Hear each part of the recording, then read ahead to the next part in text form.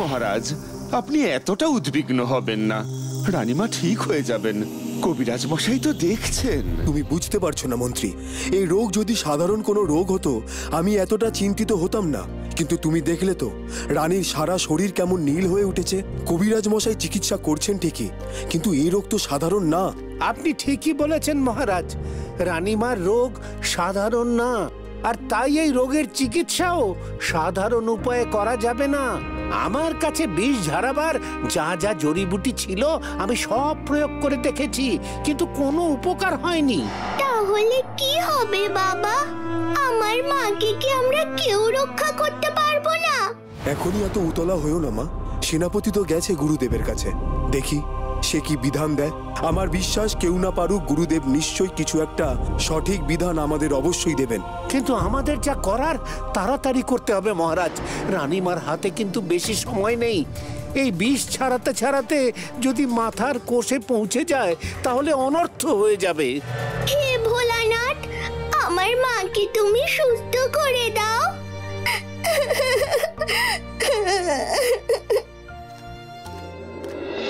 মহারাজ, শুনলাম রানীমার নাকি শরীর খারাপ। হ্যাঁ ভোলা, শুধু শরীর খারাপই নয়, একেবারে মরণ বাঁচন লড়াই।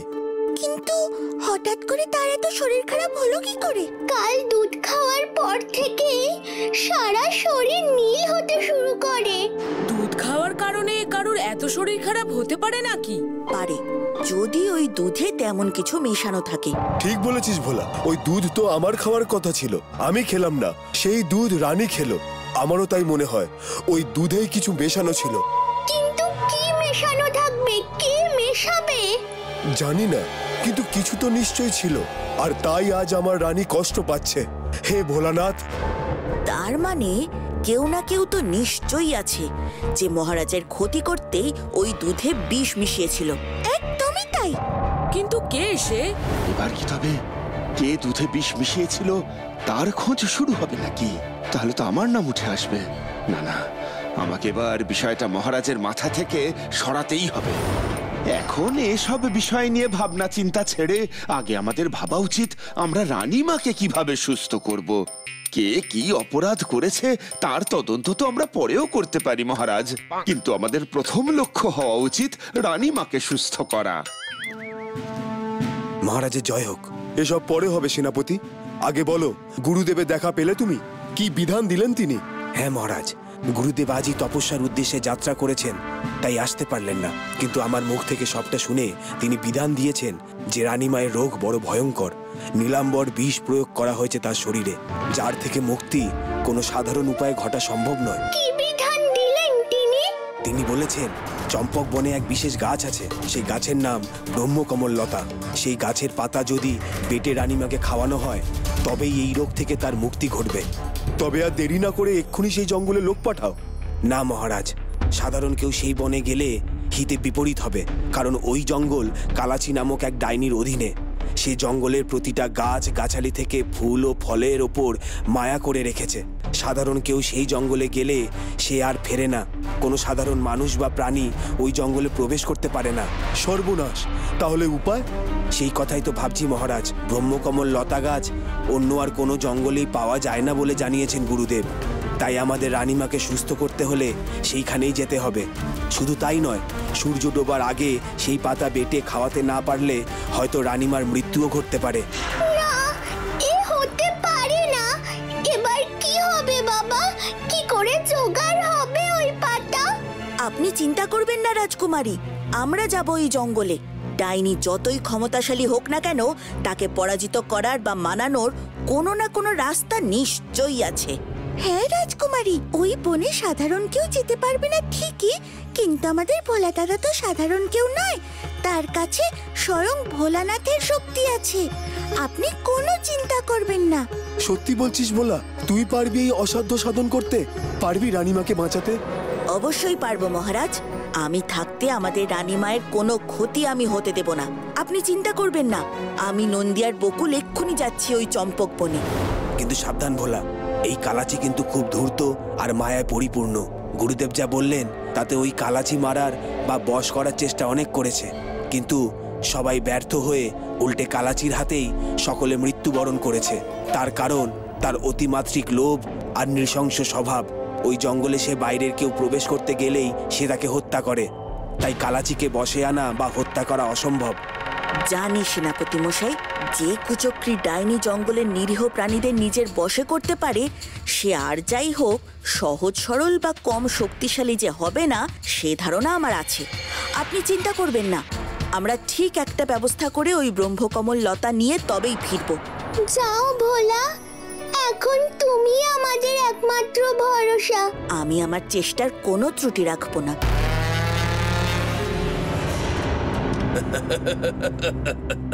পারবি না ভোলা, এবার তোকে আর আমি কোনো অসাধ্য সাধন করতে দেব না। আপনি তো প্রতিবারেই এই একই কথা বলেন, তারপর যে কে সেই। ভোলা জিতে যায় আর আপনি হেরে ভূত হয়ে রাগে ঘরের জিনিসপত্র ভাঙচুর করেন। তুই থাম, মোরা ছুঁচো। ভোলারা এবার যে চম্পক বনে যাচ্ছে, সেই বন কালাচির অধীনে। সে আমার বহুদিনের সাধন সঙ্গিনী। আমি তাকে বললে সে ভোলাদের কিছুতেই ওই জঙ্গল থেকে জীবিত ফিরতে দেবে না। আপনি যাদেরই পাঠান প্রথম প্রথম একই কথা বলেন, তারপর দেখা যায় তাদেরকেই ভোলা হয় মেরে ফেলে, নয় তাদের শক্তি কেড়ে নেয়। ও ভোলার সঙ্গে লড়া আপনার কম্য নয় প্রভু। বেয়াদব খোক্কস, তুই কার পক্ষে বলতো? আমি সত্যের পক্ষে। সত্যবাদী যুধিষ্ঠির আমার, তাও যদি মানুষ হতিস বেটা 1.5 ফুটিয়া খোক্কস। এবার দেখ তবে আমার কেরামতি।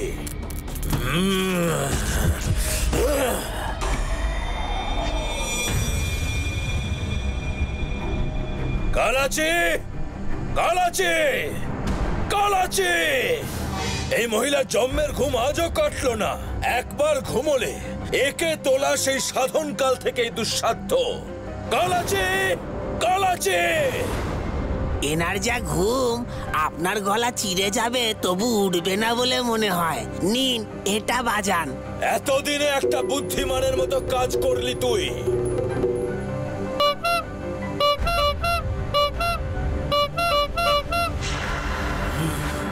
প্রভু, এই আপনার শেষ অস্ত্র।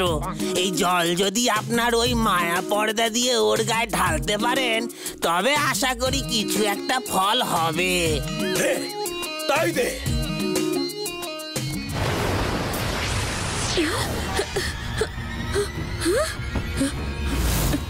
কি কি আমার গায়ে জল ঢাললি?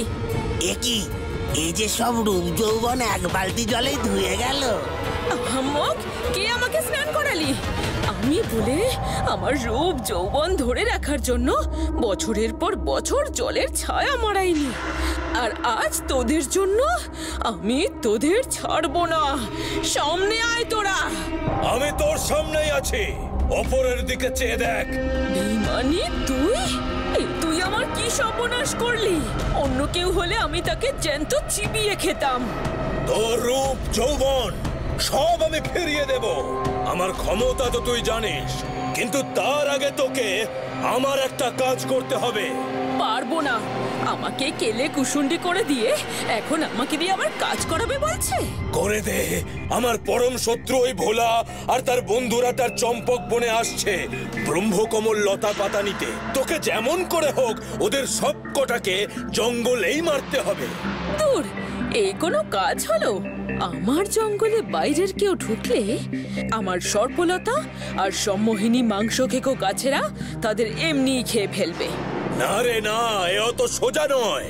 ওই ভোলা স্বয়ং ভোলানাথের থেকে শক্তি লাভ করেছে, ওকে মারা অত সহজ না।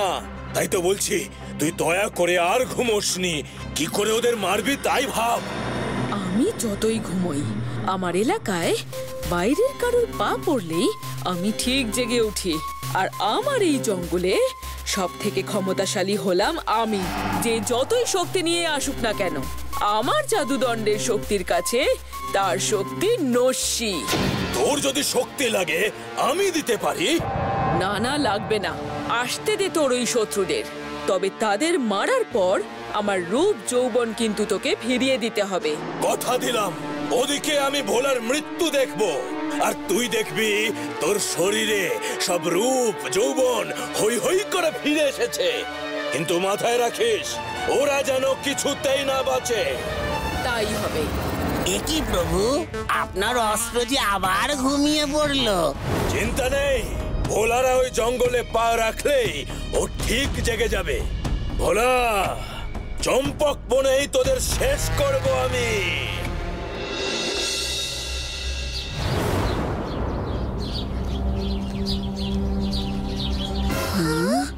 কি সুন্দর বন! এই বন যে কালাচির মতো ভয়ঙ্কর ডাইনির বসে আছে দেখে বোঝার উপায়ই নেই। গাছে কত ফল দেখ, ইচ্ছে করছে এক্ষুনি পেড়ে খেয়ে নি। ভুল করে ওই সবের দিকে তাকাস না নন্দী। মনে রাখিস, এই বনের সব কিছুই মায়া, আর সেই মায়ার কবলে পড়লে আমাদের কি হবে আগে থেকে কিছুই কিন্তু বুঝতে পারবি না। ঠিক বলেছো ভোলা দাদা, আমাদের উচিত হবে যত তাড়াতাড়ি সম্ভব ওই ব্রহ্মকমল লতা পাতার গাছ খুঁজে বের করে তা এখান থেকে নিয়ে যাওয়া। তাছাড়া আমাদের হাতে সময়ও তো বেশি নেই, সূর্য ডোবার আগে আমাদের রাজমহলে পৌঁছতেই হবে। তাহলে আর দেরি না করে চল ওই পাতা খুঁজতে যাই। কিন্তু একটা মুশকিল আছে। কি বলতো? এত বড় জঙ্গলে ওই পাতা আমরা খুঁজবই বা কি করে আর চিনবই বা কি করে? শোন, পণ্ডিত মশাই একবার বলেছিলেন ব্রহ্মকমল লতা পাতা হয় চির সতেজ। তাই যে গাছে একটাও শুকনো পাতা দেখতে পাবি না বা গাছের নিচে কোনো শুকনো পাতা পড়ে থাকতে দেখবি না, জানবি সেটাই হলো ব্রহ্মকমল লতা পাতা। কিন্তু একসঙ্গে তিনজনে গোটা জঙ্গল ঘুরতে তো আমাদের অনেক সময় লেগে যাবে রে। ঠিকই বলেছিস, আমাদের উচিত হবে তিনজন তিন দিকে যাওয়া। আর মনে রাখিস, কেউ যখনই কোনো বিপদে পড়বো একে অপরের নাম ধরে চিৎকার করে ডাকবো। চল, এবার আমরা তিনজনে তিন দিকে ভাগ হয়ে যাই। ব্রহ্মকমল লতা পাতার দেখা পেলেই জানাবি।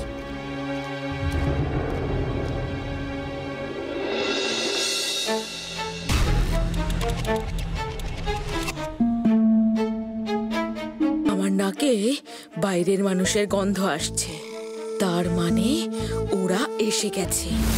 হে মায়া গোলক, দেখাও আমার জঙ্গলে ভোলারা এসেছে কিনা। এই তবে ভোলা আর তার দলবল এই পুচকে বাচ্চাগুলোকে এত ভয় ভিমানির। এদের মারতে তো আমাকে ওদের সামনেও যেতে হবে না। আমার সম্মোহিনী ফুল, মাংস খেকো গাছ আর সর্পলতাই তো যথেষ্ট।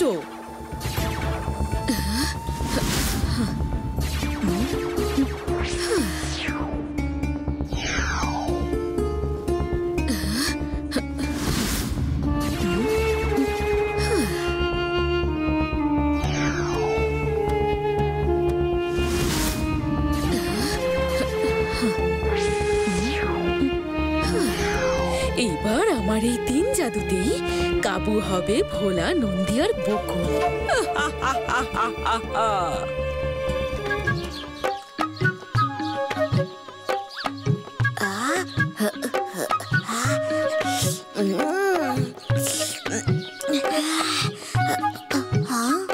না বাবা, ভোলা বারণ করে দিয়েছে। সত্যি তো, কোন ফলে কি মায়া আছে তা তো আর উপর থেকে বোঝা যাচ্ছে না। তারপর খেয়ে বিপদে পড়ি আর কি। আমাকে এই খাওয়ার লোভটা এখানে সম্বরণ করতেই হবে।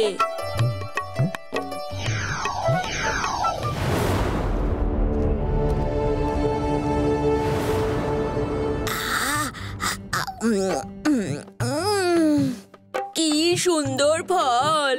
এই ফল আমি না খেয়ে থাকতেই পারবো না। কি মিষ্টি গন্ধ!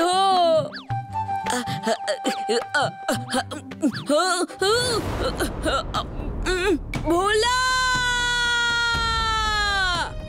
আরে, এ তো নন্দীর গলা। তার মানে ও নিশ্চয়ই কোনো বিপদে পড়েছে। আমাকে যেতে হবে। নন্দী, আমি আসছি, দাঁড়া।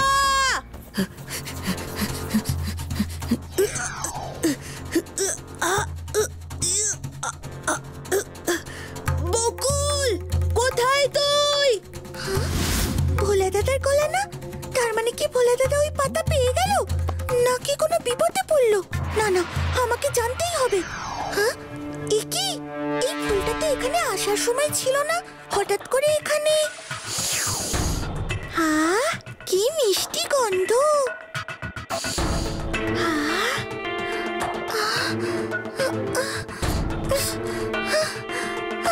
এবার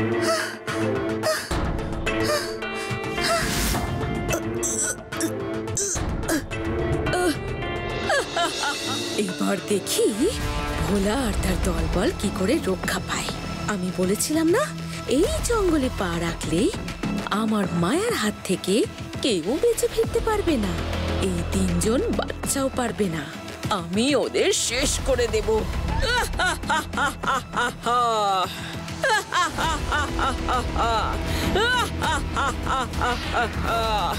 এই আবার কে? কখন কোথা থেকে এলো? কিছুই তো টের পেলাম না। ও হাসছে কেন? কাকে দেখে হাসছে? আমাকে? কিন্তু ও জানলো কি করে?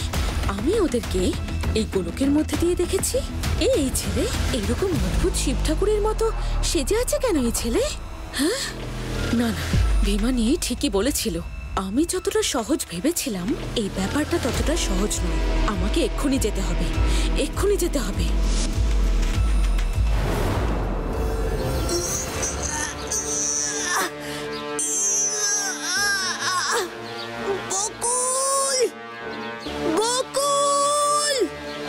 এখন কি হবে? এই বাঁধন থেকে আমি মুক্তি পাবো কি করে?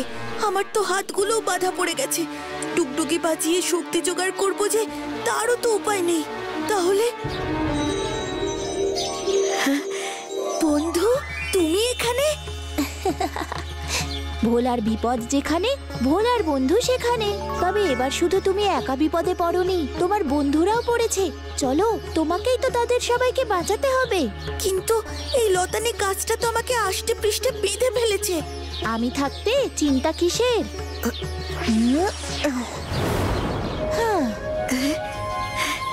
সত্যি বন্ধু, তুমি আবার আমাকে রক্ষা করলে।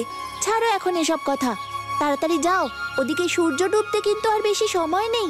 আমি তোমায় দেখিয়ে দেব ব্রহ্মকমললতা গাছ। তার আগে নন্দী আর বকুলকে বাঁচাতে হবে তোমায়। হ্যাঁ।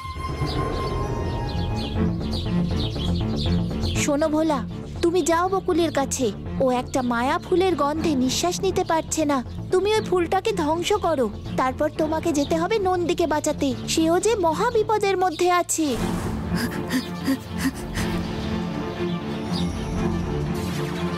যাও ভোলা, আর দেরি করো না, না হলে বকুলের কষ্ট আরো বাড়বে।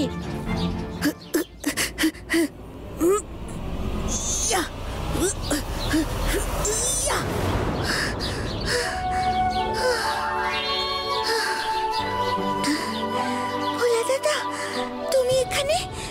এই ফুল, এ ফুল সম্মোহন ফুল, তোকে মেরে ফেলতো। ও বন্ধু এখানে আছে। এখন চলো এখান থেকে। বাঁচাও! ভোলা, বকুল, তোরা কোথায়? আমাকে বাঁচা! ওই তো নন্দীর গলা, কিন্তু ও কোথায়? ভোলা, নন্দী আছে ওই গাছের ভেতর। তোমাকে এবার ওই মাংস খেকো গাছের ভেতর থেকে নন্দীকে উদ্ধার করতে হবে। আমি এক্ষুনি যাচ্ছি।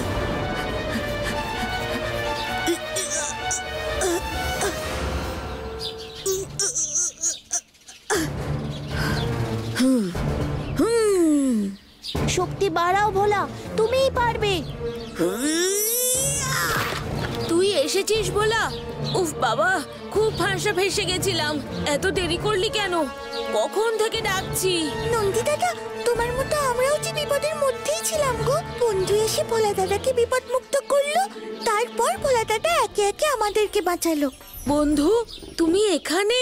কিন্তু কোনো কিন্তু নয়, আগে এখান থেকে চলো, আমাদের হাতে সময় নেই। ওই হলো ব্রহ্মকমললতা গাছ। ওই গাছের পাতাই তোমাদের নিয়ে যেতে হবে। এবার তোমরা যাও রাজমহলে। মনে রেখো, সূর্য ডোবার আগে তোমাদের ওখানে যেতে হবে।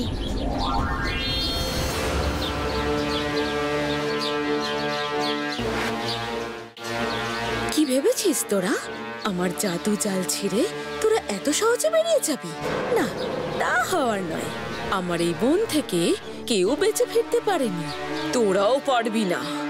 দেখো কালাচি, আমাদের রানীমায়ের প্রাণ বাঁচাতে বাধ্য হয়ে তোমার এই জঙ্গলে এই পাতা নিতে আসতে হয়েছে। আমাদের যেতে দাও।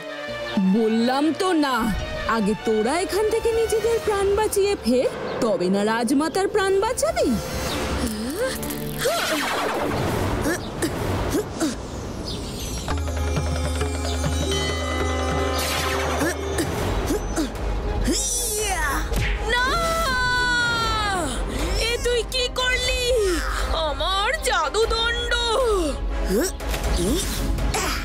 তোমার সব শক্তি তো এতেই ছিল, এবার না রইল তোমার শক্তি আর না থাকবে তুমি। এই বনের জন্তু জানোয়ারেরাই তোমাকে ছিঁড়ে খাবে এবার। আয় সকলে।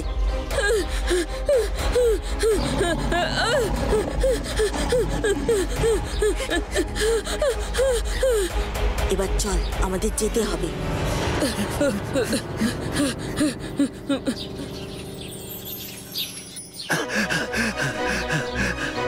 মহারাজ, মহারাজ, ব্রহ্মকমল লতা পাতা বাটা কাজ করেছে। রানীমা সুস্থ হয়ে উঠেছেন। বাবা, আমার মা মৃত্যুর সঙ্গে লড়াই করে ফিরে এসেছে। মায়ের শরীরে সমস্ত নীল রঙও উধাও হয়ে গেছে। জয় জয় বাবা ভোলানাথ। শুধু ভোলানাথ নয় মহারাজ, আমাদের ভোলার জন্যই যে আজ রাজকুমারী সুস্থ হয়ে উঠল। সত্যি ভোলা, তোর ওপর আমি আবারও ঋণী হয়ে গেলাম। না মহারাজ, আমি কিছুই করিনি। যা করেছেন সব ভোলানাথ করেছেন। তাই তো বলি, ভোলা আর তার বন্ধুরা যেখানে অসাধারণ হয় সেখানে।